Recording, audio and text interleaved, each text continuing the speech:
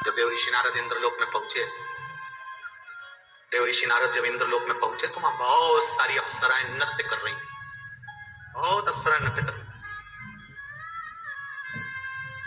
एक अप्सरा देव ऋषि नारद ने देखी जिसका नाम था बपू। कौन सी अप्सरा है? नाम बोलो आप लोग। बपू। कौन सी अप्सरा है? बपू। एक बपू नाम की अप्सरा वहां एक कोने में खड़ी थी, ना नृत्य कर रही थी ना गायन कर रही थी, खड़े है, जिसके मस्तक पर त्रिपुंड लगा हुआ था।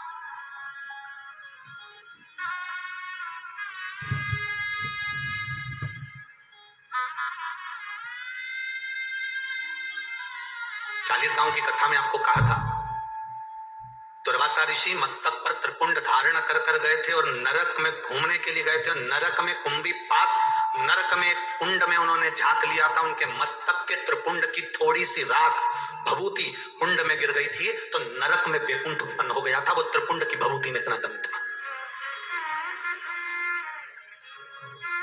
शिवजी पे चढ़ी हुई भभूत में इतना दम था। आप लोगों से निवेदन है, आप रोज भभूति नहीं लगा सकते, आप रोज त्रिपुंड नहीं लगा सकते, आप रोज भगवान का चंदन मस्तक में नहीं लगा सकते, तो भगवान के ऊपर जो जल चढ़ता है उस जल को अपने ऊपर छीट लिया करो।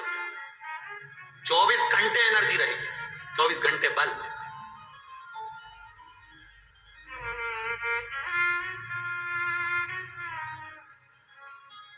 और आज इस व्यासपीठ से कहने में पीछे नहीं हटेंगे।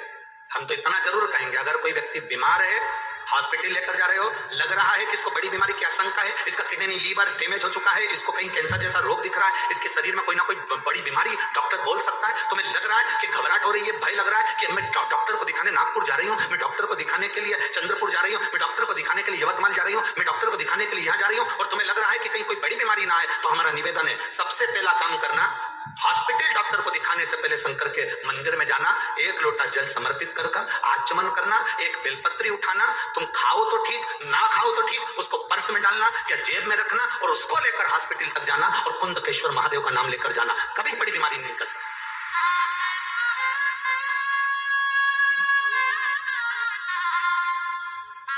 उससे मिलने से पहले, डॉक्टर से मिलने से पहले महादेव से मिलो। अकाल मृत्यु वो मरे जो काम करे चंडाल का, काल उसका क्या बिगाड़े जो भक्त हो महाकाल का। जो शिव की आराधना करता हो, शंकर से मिलकर गया, शिव से मिल।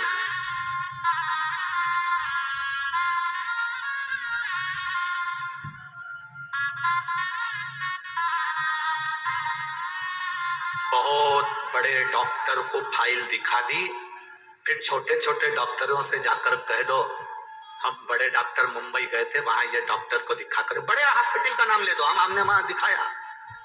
फिर छोटे डॉक्टर को दिखाओ, छोटे तुम्हारे गांव के तुम्हारे शहर के हॉस्पिटल में जाकर दिखाओ, वो फाइल देखते से कह देगा अरे ये तो माँ के हॉस्पिटल की है। फिर वो कहेगा जब तुम माँ दिखाया है तो फिर हम थोड़ा बहुत ट्रीटमेंट देख लेते। फिर उसने थोड़ा बहुत ट्रीटमेंट दे दिया। उसी तरह हॉस्पिटल जाने से पहले तुम जब शिवालय तक चले जाते हो, शंकर के मंदिर चले जाते हो, बड़े डॉक्टर से मिल लेते हो। इससे बड़ा डॉक्टर कौन होगा? तुम ईमानदारी से बोलो, जो अपने ससुर का सिर काटकर बकरे का मुंह लगा दे। कितनी जोरदार प्लास्टिक सर्जरी है।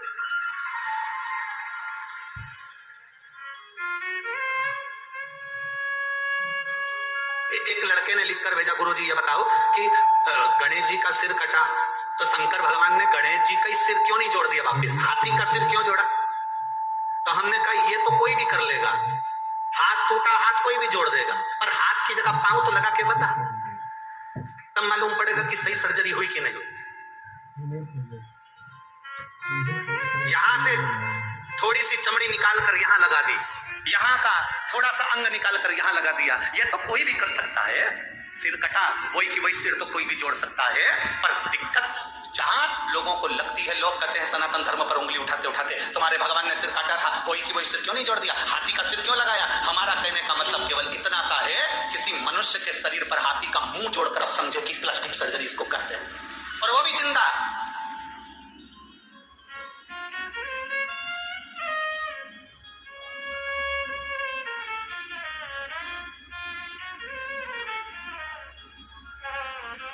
एक व्यक्ति ने हमसे कहा गुरुजी देखो तुम्हारे सनातन धर्म में, तुम्हारे हिंदू धर्म में कितनी सारी पुराणे हैं, कितने सारे वेद हैं, कितने सारे शास्त्र हैं, कितने सारे ग्रंथ हैं, और हमारे धर्म में केवल एक, बाकी के जितने धर्म सब में एक पुस्तक, एक ग्रंथ, एक किताब है, और तुम्हारी इतनी किताब।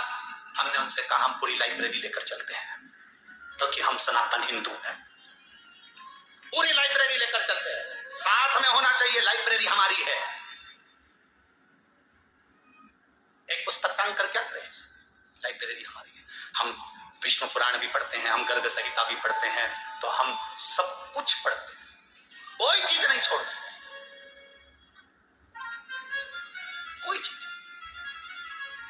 क्या छोड़। तुम्हारे हाथ में किसी संत की पुस्तक आ जाए तो उसको भी पढ़ो, किसी वेद पुराण शास्त्र ग्रंथ जो आया उसका अध्ययन होना चाहिए, उसका अध्ययन हो।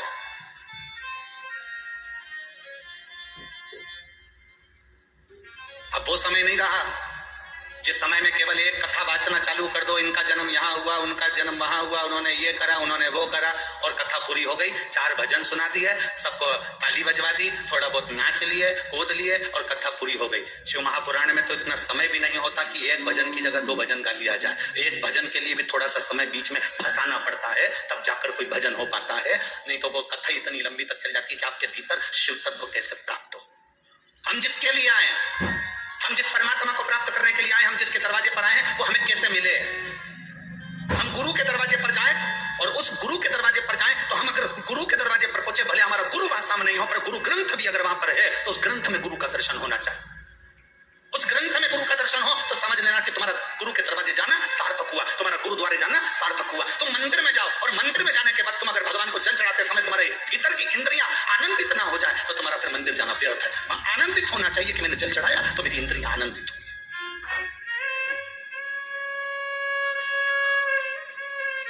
पप्पू खड़ी है, इंद्रलोक की सारी अप्सराओं में अलग खड़ी है, सिर पर त्रिपुंड लगा हुआ है, चंदन का तिलक लगाया हुआ, कंकु का तिलक लगाया हुआ, सिर पर थोड़ा सा तिलक लगाया हुआ व्यक्ति अलग दिख जाता है। पूरी ट्रेन के अंदर लोग चढ़े हुए हैं, और अगर आप तिलक लगाकर चढ़ गए हो तो यह पक्का है कोई ना कोई तुमको ऐसा मिल जाएगा जो थोड़ी सी जगह देकर सीट पर बिठाई देगा।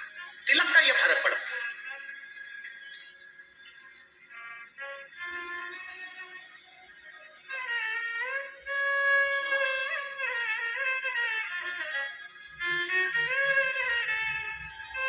थोड़ा सा तिलक लगाए, आपको सम्मान मिलेगा। बहुत हम कहेंगे आप लोगों को थोड़ी सी काली मिर्ची भी लग सकती है, क्योंकि हमारी बात से लोगों को जरा काली मिर्ची लाल मिर्ची थोड़ी ज्यादा लगती है। हम कहेंगे आप लोगों को थोड़ा सा लग सकता है। बोल दूं क्या? बोलो, जम के तो बोलो, बोल दो। एक कायदे के वस्त्र जब पहनकर आप कहीं जाते हो ना, तो किसी के बाप में दम नहीं है कि तुम पर निगाह उठाकर देख ले। जब वस्त्र कायदे का नहीं होता तो लोग फायदा उठाते हैं। वस्त्र कायदे का नहीं होता तो लोग फायदा उठाते हैं। घाव पांव में है तो डॉक्टर से पूछना कि पट्टी क्यों बांधता है। डॉक्टर को मालूम है अगर पट्टी नहीं बांधूंगा तो ये मक्खी उस घाव पर बैठेगी, इसलिए जितना हो सके पट्टी बांध कर चलोगे तो फिर ये आड़ी टेढ़ी मक्खी नहीं झूमेगी।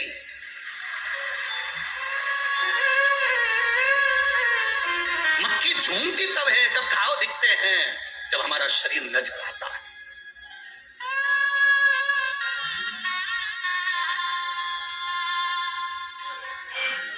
अपने तन को, मन को जितना ढक सकते हो उतना ढक कर चलिए। भजन को जितना ढक सकते हो उतना ढक कर चलिए।